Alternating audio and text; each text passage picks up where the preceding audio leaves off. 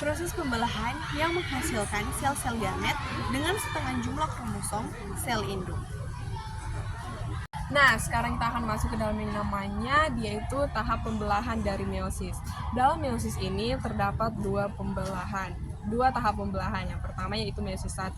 Nah, sekarang kita akan masuk ke dalam yang meiosis 1 yang dimana meiosis 1 terdapat yang namanya profase 1 yang dimana dia itu kromosom homolog berpasangan dan terjadi pindah silang yang sering kita sebut yaitu crossing over.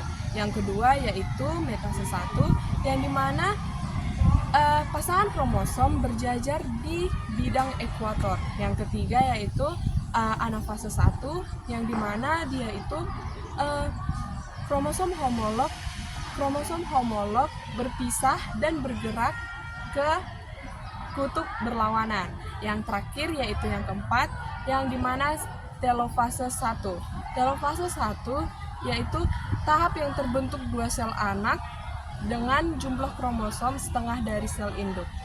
Sekarang kita akan masuk ke dalam yang namanya pembelahan meiosis 2. Yang pertama yaitu profase 2 yang dimana kromosomnya itu memadat. Yang kedua yaitu metase 2 yang dimana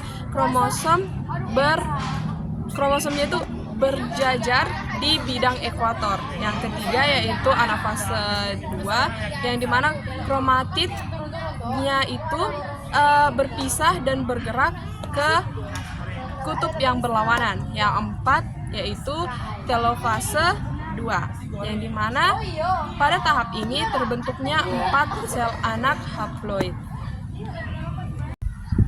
Proses reproduksi sel yang kedua yaitu mitosis. Mitosis adalah proses pembelahan sel yang menghasilkan sel anak identik dengan sel induknya.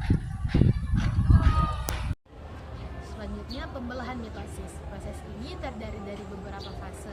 Yang pertama itu ada profase. Kromosom mengkondensasi dan menjadi terlihat dan membran inti mulai menghilang. Yang kedua itu ada metafase. Kromosom berbaris di tengah sel atau metafase plate. Yang ketiga anafase.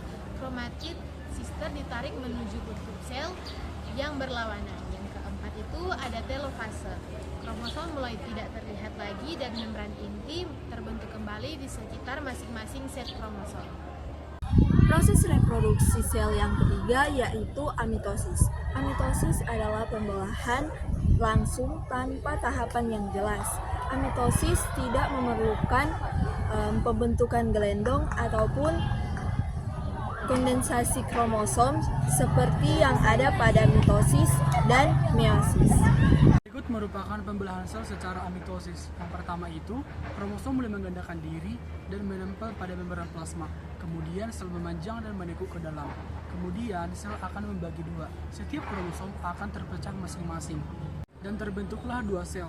Dan kedua sel itu akan terpisah. Kemudian sel awal yang tadi membentuk dua sel yang tadi akan disebut sebagai sel induk. Sedangkan sel awal akan disebut sebagai sel anak.